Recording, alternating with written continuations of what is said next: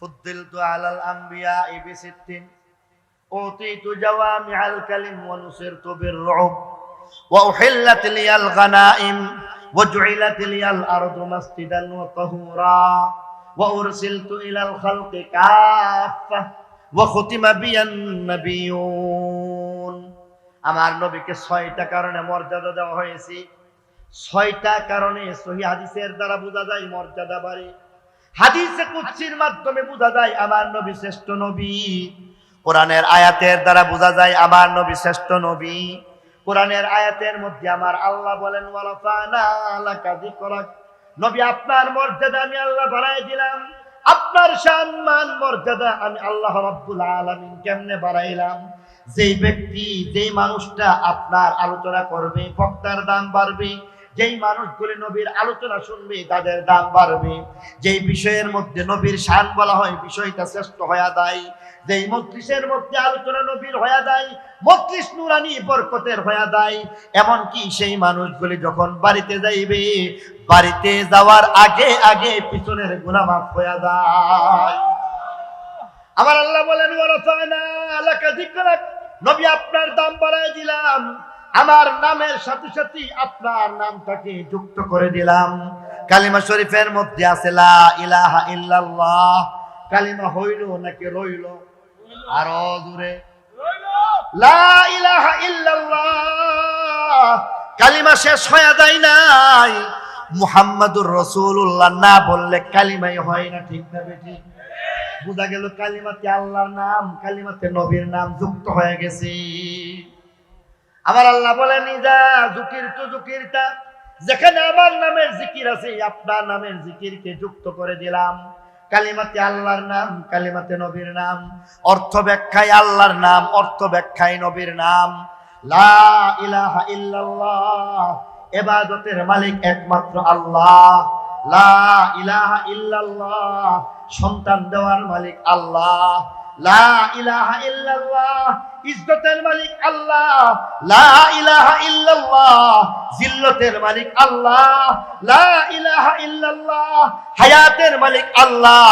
লা ইলাহা ইল্লাল্লাহ, মৌতের মালিক আল্লাহ।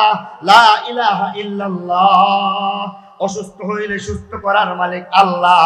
লা ইলাহা ইল্লাল্লাহ, হাসাইবার মালিক আল্লাহ। লা ইলাহা ইল্লাল্লাহ, কাদাইবার মালিক আল্লাহ। লা ইলাহা ইল্লাল্লাহ, মান্নতের মালিক আল্লাহ। লা ইলাহা ইল্লাল্লাহ, নিয়াজের মালিক আল্লাহ। লা ইলাহা ইল্লাল্লাহ, নজর নিয়াজের মালিক আল্লাহ।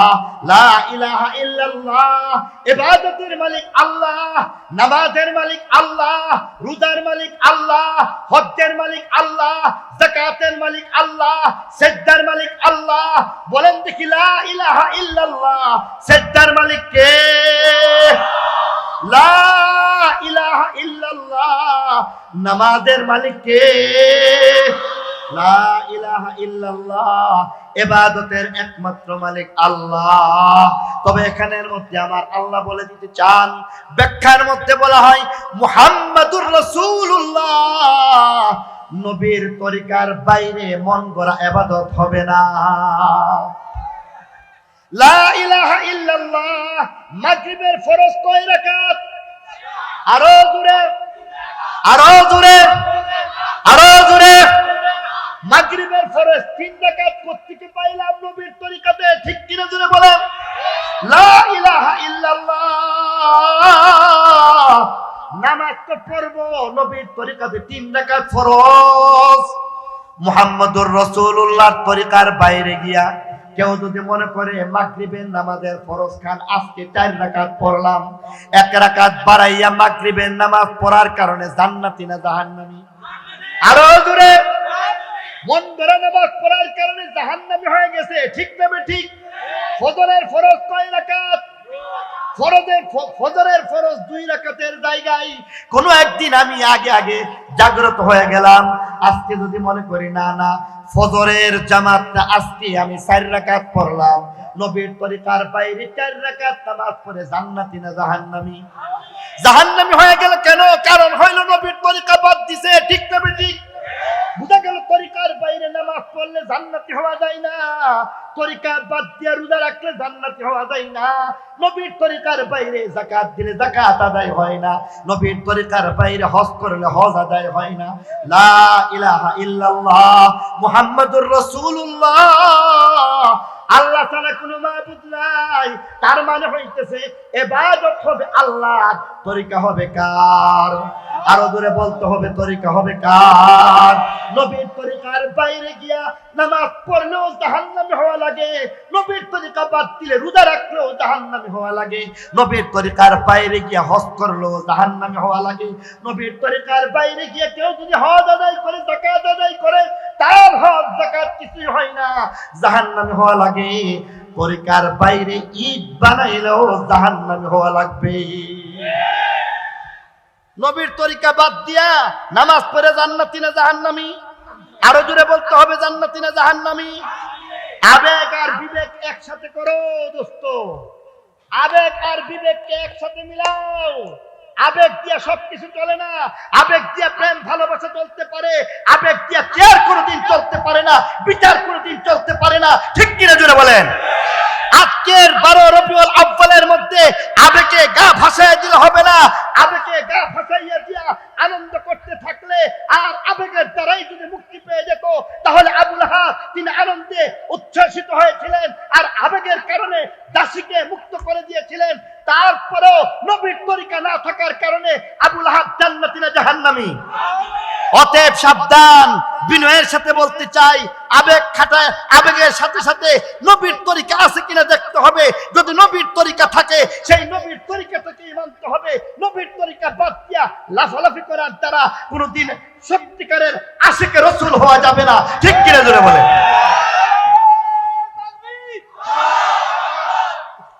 লা ইলাহা ইল্লাল্লাহ মুহাম্মাদুর রাসূলুল্লাহ। কালিমাতে আল্লাহর নাম, কালিমাতে নবীর নাম আছে নাকি নাই? কালিমাতে আল্লাহর নাম, কালিমাতে নবীর নাম, অর্থ ব্যাখ্যায় আল্লাহর নাম, অর্থ ব্যাখ্যায় নবীর নাম। নবীর মর্যাদা বাড়ায় দেওয়ার জন্য আমার আল্লাহ বলেন, দেখো তৌরাত কিতাবে আল্লাহর নাম, তৌরাত কিতাবে নবীর নাম আছে, জবুর কিতাবে আল্লাহর নাম, জবুর কিতাবে নবীর নাম, ইনজিল কিতাবে আল্লাহর নাম, ইনজিল কিতাবে নবীর নাম, কোরআনের মধ্যে আল্লাহর নাম, কোরআনের মধ্যে নবীর নাম।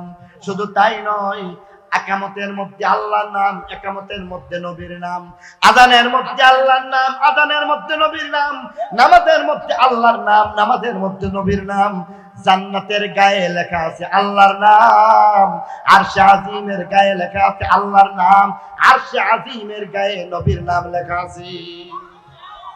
জান্নাতের মধ্যে শুধু আরশে আজিম নয়, জান্নাতের প্রত্যেকটা জায়গায় জায়গায় আল্লাহর নামের সাথে সাথে আমার নবী, আপনার নবী, শ্রেষ্ঠ নবী, তার নাম শোভা পেয়েছিল। কিতাবের মধ্যে লেখা হয় হযরত আদম আলাইহিস সালাম জান্নাতের গেটে গিয়ে দেখেন আল্লাহর নাম, জান্নাতের গেটে নবীর নাম লেখা পান। দরজা খুলে ভিতরে গেলেন, সেখানে বালাখানার মধ্যে দূর থেকে দেখতে পাইলেন এক পাশে আল্লাহর নাম, আরেক পাশে নবীর নাম লেখা আছে। জান্নাতের দরজায় দেখলেন আল্লাহর নাম, দরজায় দেখলেন নবীর নাম।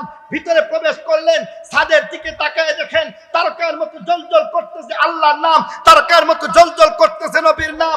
পর্দার দিকে তাকাইছেন, সেখানে আল্লাহর নাম, পর্দার মধ্যে নবীর নাম। জানালার ফালিতে দেখলেন আল্লাহর নাম, জানালার ফালিতে দেখলেন নবীর নাম। জানালা খুলে বাহিরের দিকে তাকাইলেন, এবার হযরত আদম নবী আল্লাহ নামের কসম খেয়ে বলতেছেন, আল্লাহ নামের কসম, জান্নাতের গাছের প্রত্যেকটা পাতায় পাতায় আল্লাহর নাম, জান্নাতের গাছের প্রত্যেকটা পাতায় পাতায় আমার নবীর নাম লেখা।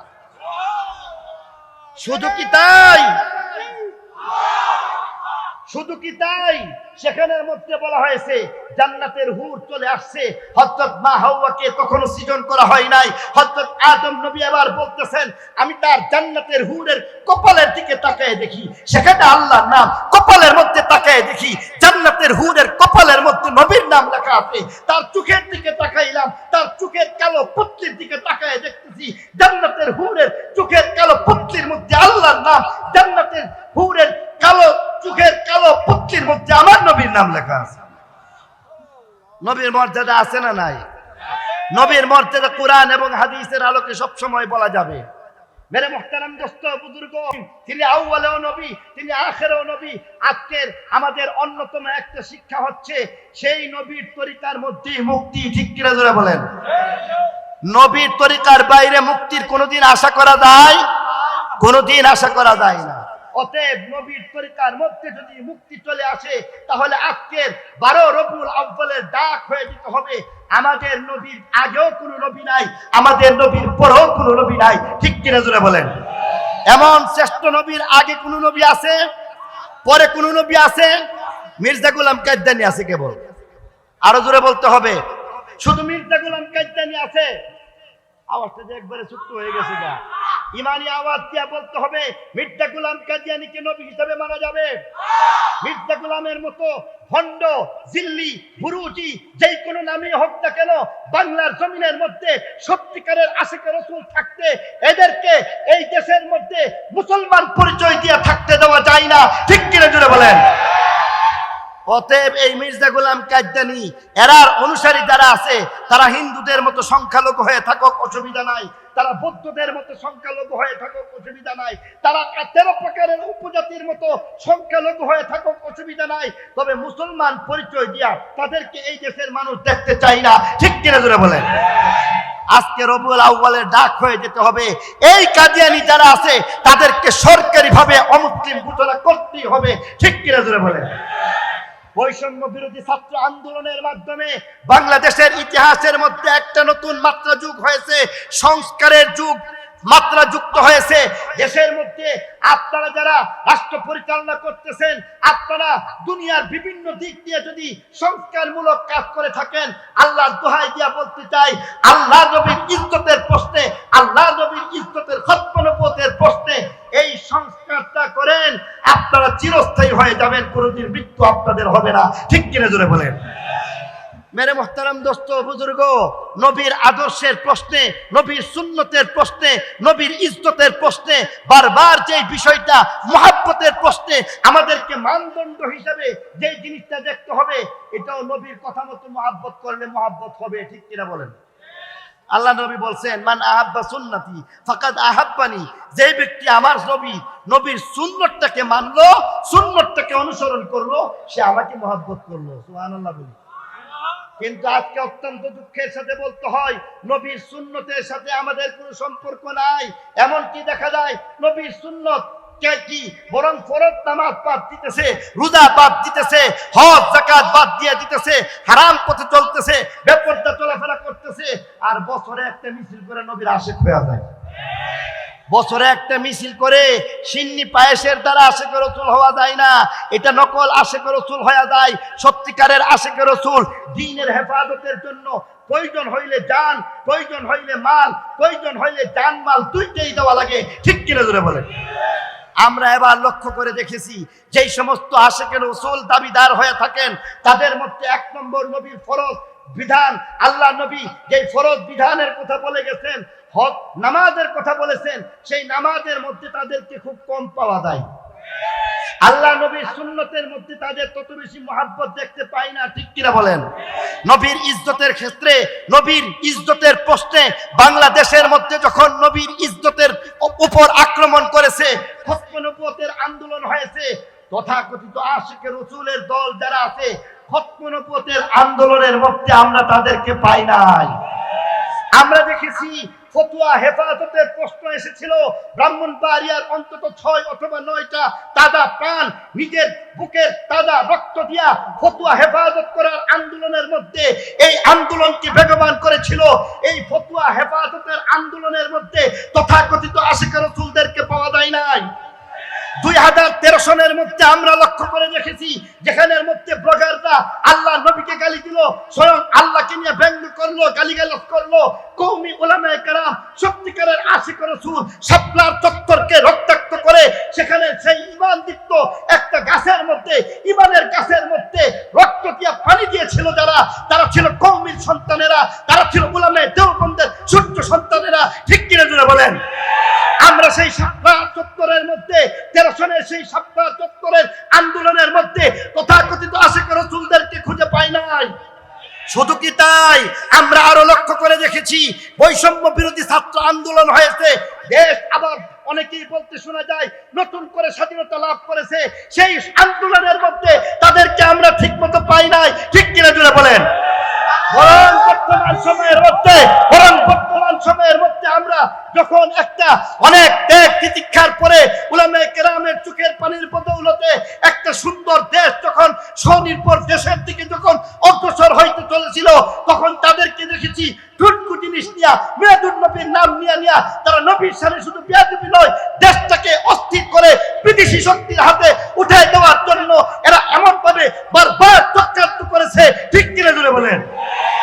পরিষ্কার করে বলতে চাই, যদি তোমরা সত্যিকারের আশিক রাসূল হয়ে থাকো, তাহলে তোমাদেরকে সেই সমস্ত আন্দোলনের মধ্যে পাই নাই কেন?